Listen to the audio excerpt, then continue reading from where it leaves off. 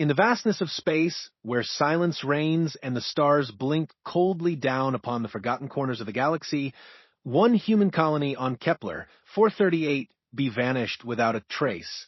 Commander Elena Vasquez, once a battle-hardened Marine, now an exploration commander, had always believed that her mission was to bring humanity's light to the dark corners of space.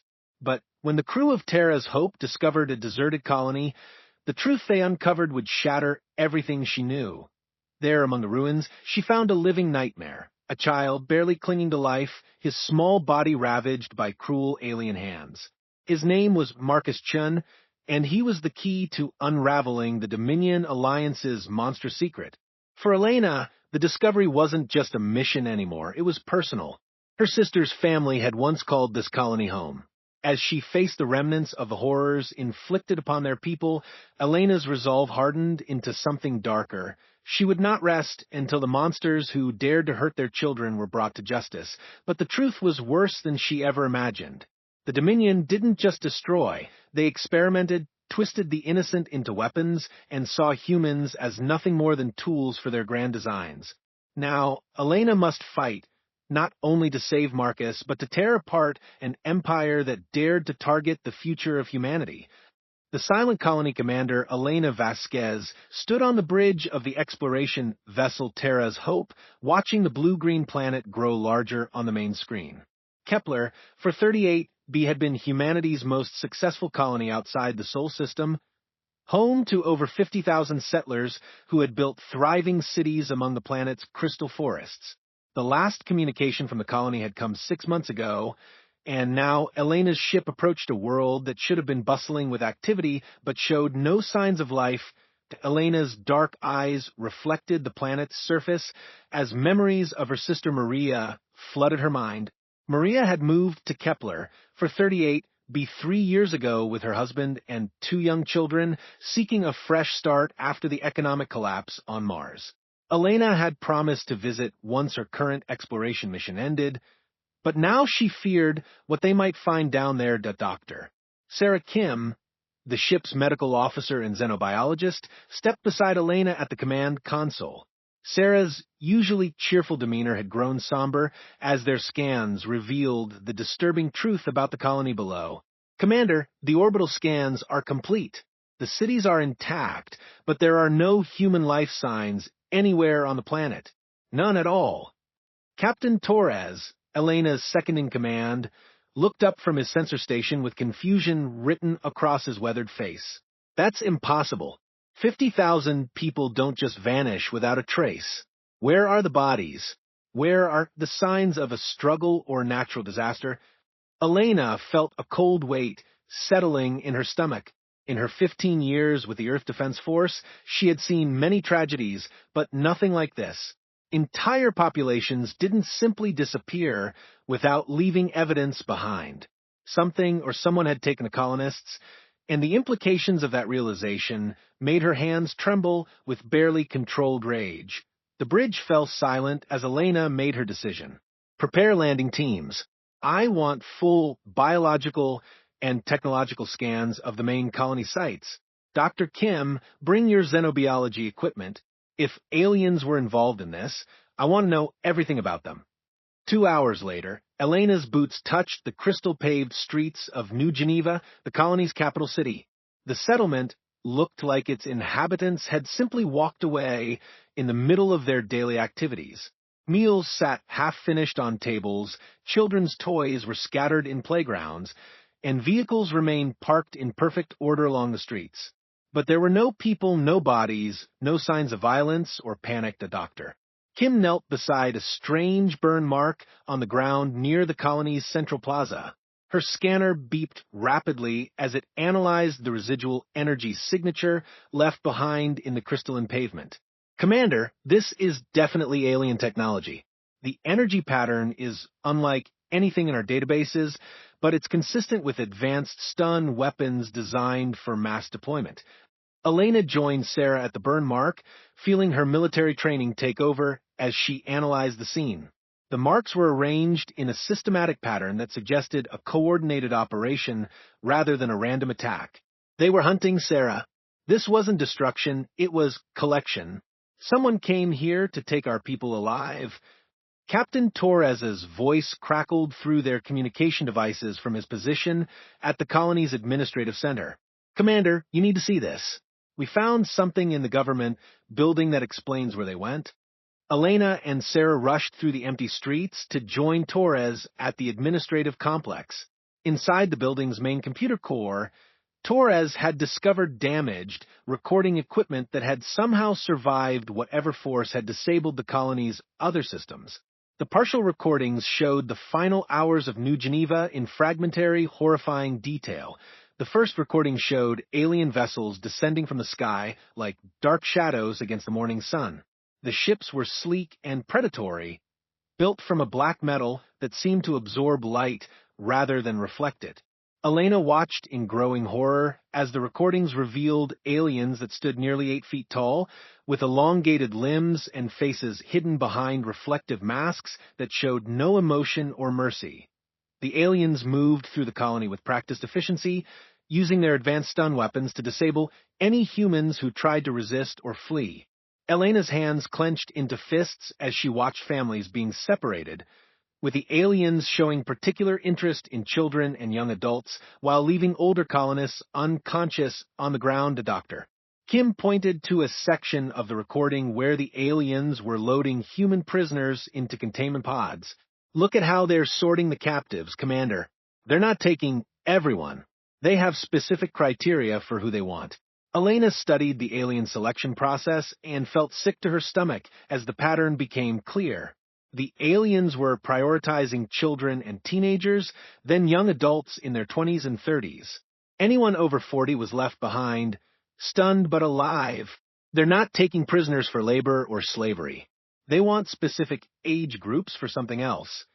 The final recording came from a hidden camera in the colony's medical center, and what Elena saw there changed her from an explorer into something much more dangerous. The aliens had set up temporary medical equipment and were conducting examinations on captured humans before loading them into their ships. The examinations included brain scans and neural mapping procedures that caused obvious pain and distress to the human subjects that Elena's breath caught in her throat when she recognized one of the subjects being examined. Her nephew Carlos, Maria's 12-year-old son, lay strapped to an alien medical table while machines probed his brain with thin metal needles. The boy's terrified screams echoed through the recording as the aliens treated him like a laboratory specimen rather than a living being. Doctor Kim had to look away from the screen as the aliens completed their examination of Carlos and dozens of other children. Commander, whatever they're doing to those children, it's not random experimentation. They're looking for something specific in human neural patterns. Elena watched her nephew disappear into an alien transport pod, and something cold and implacable settled in her heart. These aliens had not just attacked a human colony. They had specifically targeted human children for purposes that she couldn't yet understand but knew were unforgivably evil. Captain Torres discovered additional evidence in the colony's communication logs that revealed the scope of the alien operation. Similar attacks had occurred on 12 other human colonies across known space, always following the same pattern of targeting younger populations while leaving older colonists alive but traumatized. Elena stood in the empty streets of New Geneva as her team completed their investigation, looking up at the stars and knowing that somewhere among them, human children were suffering at the hands of creatures that saw them as nothing more than experimental subjects. The aliens had made a critical error in their calculations. However, they had underestimated what humans were capable of when their children were threatened as Terra's hope-departed Kepler. For 38B, with its cargo of evidence and recordings, Elena began planning her response to the alien threat. She contacted Admiral Rebecca Stone at Earth Defense Command and transmitted all the evidence they had gathered, along with her own recommendations for immediate military action. Elena's final log entry for the day reflected the transformation that had taken place within her during their investigation of the Silent Colony. The aliens who did this think they understand humanity based on our peaceful exploration and diplomatic efforts. They believe we are weak because we choose cooperation over conquest. They are about to learn that the most dangerous humans are not the ones who seek war, but the ones who fight to protect their families. The discovery at Kepler 438b would soon spark a conflict that would reshape the galaxy's understanding of human nature. The aliens had taken human children, thinking they were claiming helpless victims for their experiments. Instead, they had awakened something that would not rest until every human child was safe and every alien responsible for their suffering had paid the ultimate price for their crimes. Echoes of pain 3 weeks after the discovery at Kepler 438b, Elena found herself standing in the medical bay of the Earth Defense Force's largest battleship, watching Dr. Kim examine the first survivor they had managed to rescue from alien captivity. Marcus Chun, a 13-year-old boy from the Tau Ceti colony, had been found during a raid on an alien research station, and his condition revealed the true horror of what the aliens were doing to human children. Marcus lay unconscious on the medical table, his head covered in surgical scars that formed precise geometric patterns across his scalp. Thin metal filaments protruded from several of the incisions, connecting his brain to alien technology that Dr. Kim was afraid to remove without better understanding its purpose. Elena knelt beside the boy's bed, studying his face and remembering her own nephew Carlos, who was still missing somewhere among the stars. Marcus looked peaceful in his medicated sleep, but Elena knew that behind his closed eyes, alien machinery was still interfacing with his developing brain in ways that no human child should ever experience. Dr. Kim finished her preliminary examination and turned to Elena with a mixture of fascination and revulsion on her face. "Commander, what they've done to this boy is both incredibly advanced and utterly barbaric. The alien implants are monitoring and mapping his neural development in real time, but they're also causing significant psychological trauma." Elena felt her jaw tighten as she processed the medical implications of what Dr. Kim was describing. What are they trying to accomplish? Why target children specifically? Sarah pulled up brain scans on her medical display, showing the alien technology's integration with Marcus's developing neural pathways. Human children's brains are still forming new connections and learning patterns at an accelerated rate. The aliens appear to be studying how young human minds process information and adapt to new situations. They're essentially using these children as biological computers to understand human cognitive development. The door to the medical bay opened, and Admiral Rebecca Stone entered with Captain Torres and the rest of Elena's senior staff. Admiral Stone was a veteran of the First Contact Wars who had spent decades building peaceful relationships with alien species, but the evidence from the colony attacks had transformed her into something much more militant. Admiral Stone studied Marcus's condition and the medical data with the same cold analysis that had made her one of humanity's most effective military commanders. "Dr. Kim, what's the prognosis for recovery? Can we remove the alien technology without causing permanent damage?" Dr. Kim hesitated before answering, clearly struggling with the medical and ethical implications of the situation. "Admiral, the alien implants have been integrated with his brain for several months.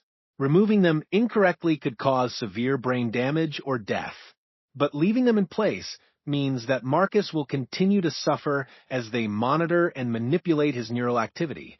Elena watched Marcus's sleeping form and felt the same protective rage that had been building inside her since they discovered the empty colony.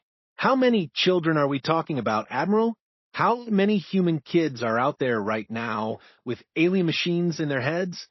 Admiral Stone activated a holographic display showing the locations of confirmed alien attacks across human space. Red markers indicated 13 colonies that had been targeted, with estimated numbers of missing persons totaling over 200,000 humans, the majority of them under the age of 25. Captain Torres studied the display and pointed to patterns in the alien attack routes. "They're not random strikes, Admiral. The aliens are systematically working their way through our outer colonies, taking specific populations from each one. This is a coordinated research program, not piracy or warfare." Elena felt sick as the implications became clear. The aliens weren't just conducting experiments on captured humans. They were farming human colonies like laboratory specimens, taking the subjects they needed for their research, while leaving the rest alive to maintain the population for future harvesting. The discussion was interrupted when Marcus began to stir on his medical table, the alien implants in his head glowing with a soft blue light as his brain activity increased. Dr. Kim quickly checked his vital signs while Elena moved to his bedside, hoping to gather information about his captivity while providing whatever comfort she could to the traumatized boy. Marcus's eyes opened slowly, focusing on Elena's face with an expression of confusion and fear. When he tried to speak, his voice was weak and hoarse from disuse. "Are you real? Sometimes they make me see things that aren't there." Elena took his hand gently, feeling the fragile bones beneath skin that had grown pale during his captivity. "I'm real, Marcus. You're safe now. We're going to take care of you and help you get better." The boy's eyes filled with tears as he processed Elena's words, and she could see the alien implants responding to his emotional state by increasing their activity. "They said humans would never find us. They said we were too far away, and that no one cared enough to look."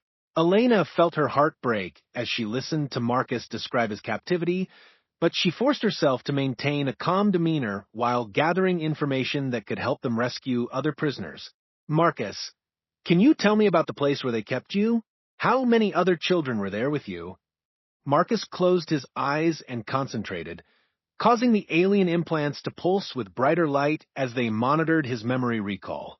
"There were hundreds of us, all ages from little kids to teenagers. They kept us in these white rooms and brought us to the laboratory every day for tests and procedures."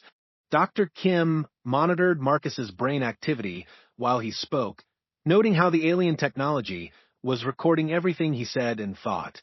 "Commander, the implants are still actively collecting data from his memories and emotional responses. Even here, in our medical bay, they're studying how he reacts to rescue and safety." Elena felt a surge of protective anger at the realization that the aliens were still violating Marcus's mind even after his rescue. She turned to Admiral Stone with determination burning in her eyes.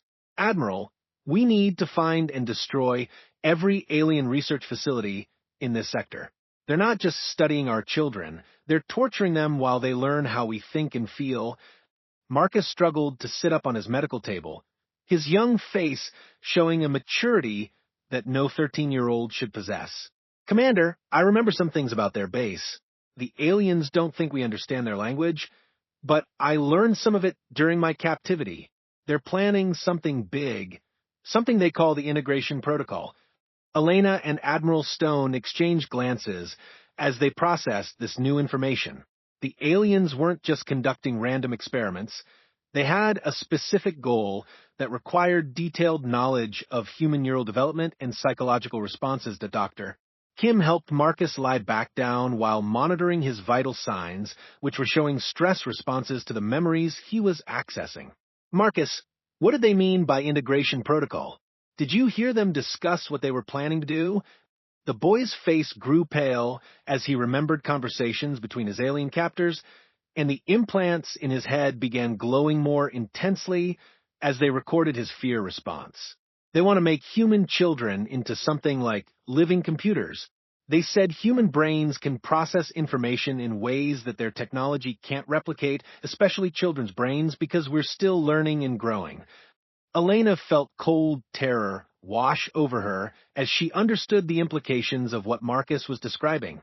The aliens weren't just studying human children, they were preparing to turn them into biological components for their technology, stripping away everything that made them human, while keeping their brains alive to serve alien purposes. Admiral Stone's expression hardened into something that Elena had only seen during the most brutal moments of her military career. "Elena, I'm authorizing Operation Homecoming. You'll have full military support to locate and destroy every alien research facility we can find. Priority 1 is rescuing our children, but Priority 2 is making sure the aliens understand the consequences of what they've done." Elena looked down at Marcus, who had fallen back into an exhausted sleep, while the alien implants continued their relentless monitoring of his brain activity.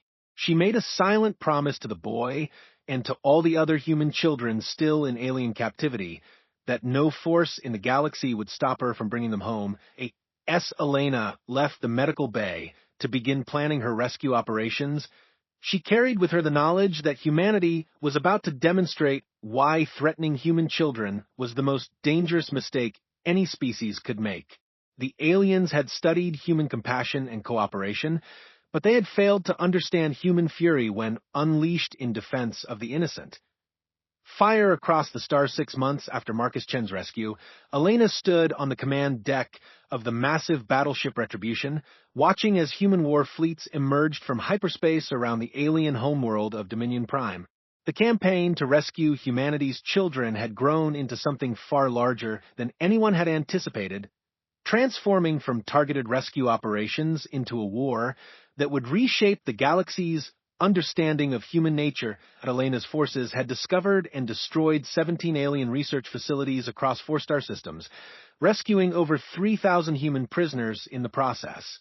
But each facility they raided revealed evidence of more extensive alien operations, leading them deeper into Dominion space and closer to the source of the integration protocol that threatened to turn human children into biological computers. Marcus Chun, now recovered enough to serve as Elena's intelligence specialist, stood beside her at the tactical display. The alien implants had been successfully removed from his brain, but the experience had left him with an encyclopedic knowledge of Dominion technology and culture that proved invaluable to the human war effort. Marcus pointed to energy readings from the planet below, his young face showing the determined expression of someone who had survived horrors that would have broken many adults. Commander, the main research complex is located in that mountain range. According to my memories of their communications, that's where they're holding the children selected for the final phase of the integration protocol. Elena studied the tactical display, showing Dominion Prime's defenses, noting the massive energy shields and orbital weapons platforms that protected the alien homeworld. The Dominion had never faced a determined human assault before, and their defensive systems were designed to repel conventional attacks rather than the innovative tactics that humanity had developed during their rescue campaign. Dr. Kim joined them at the command console, carrying reports from the medical teams that had been treating rescued human prisoners. Commander, I've finished analyzing the data from the children we've rescued so far. The integration protocol isn't just about turning them into biological computers. The Dominion is trying to create a hybrid consciousness that combines human creativity with alien technological efficiency. Elena felt her blood run cold as she processed the implications of Dr. Kim's discovery. The aliens weren't just planning to enslave human children. They wanted to merge human minds with their technology to create something that was neither fully human nor fully alien. Admiral Stone's voice came through the communication system from her flagship position at the edge of the system. Elena, you have authorization to proceed with the final assault. Intelligence indicates that the Dominion is preparing to evacuate their research subjects to even more remote locations. This is our best chance to rescue the remaining children before they disappear forever. Elena looked around the command deck at her crew, seeing the same determined expression on every face. These men and women had volunteered for a mission that military analysts predicted would result in massive casualties, but none of them had hesitated when they learned that human children were being tortured on the planet below. Captain Torres activated the ship's assault systems while coordinating with the other human vessels in their fleet.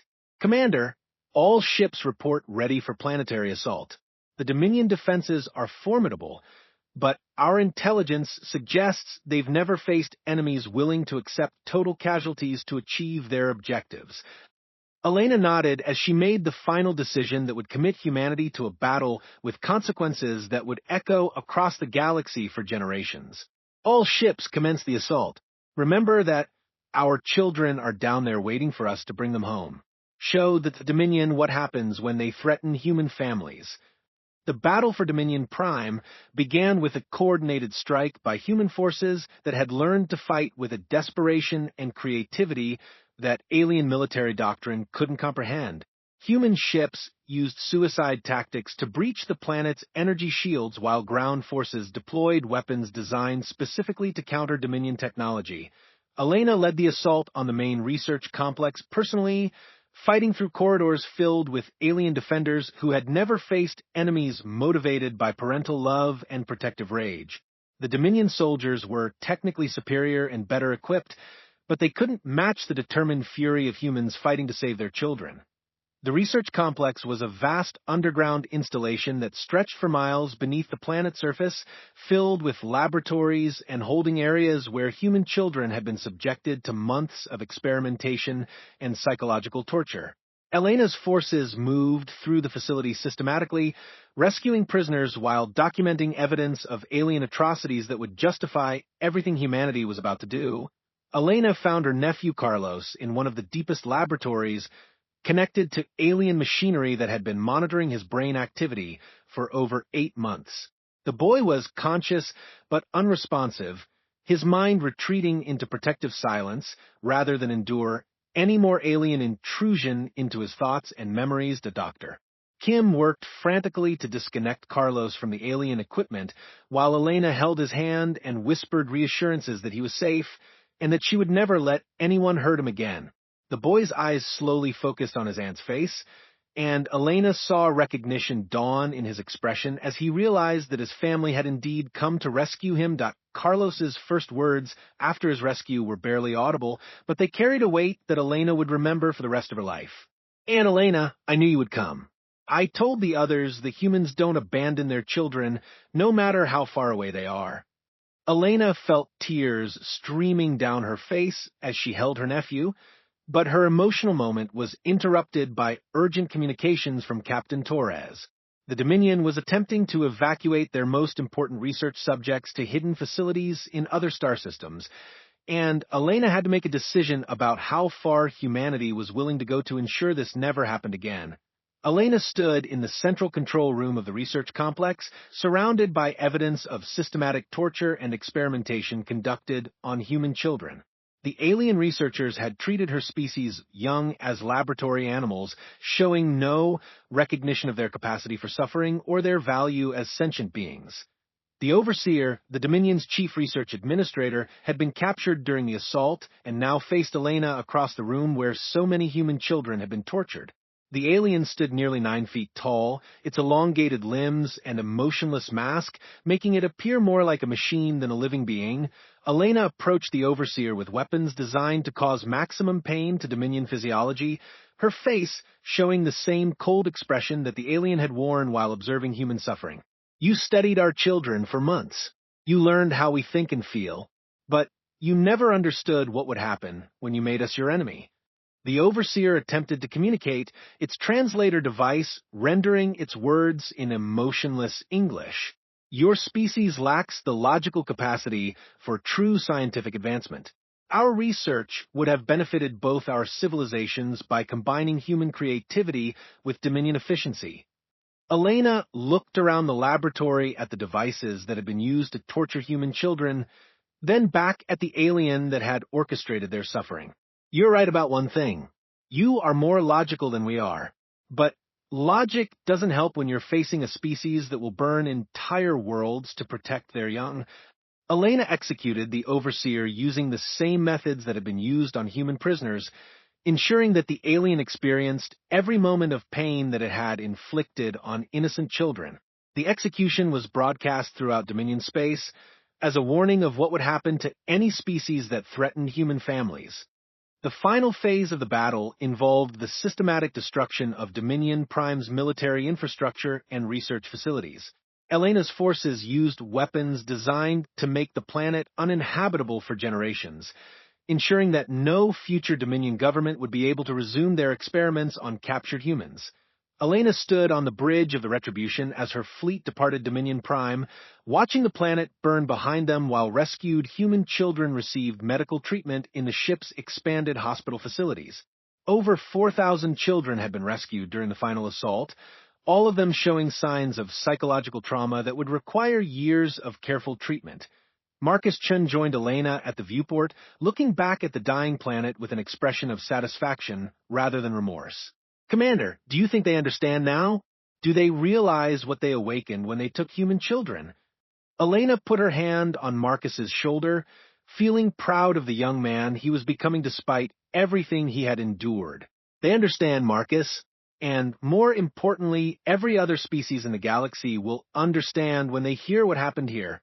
No one will ever again make the mistake of thinking that human children are acceptable targets for their experiments.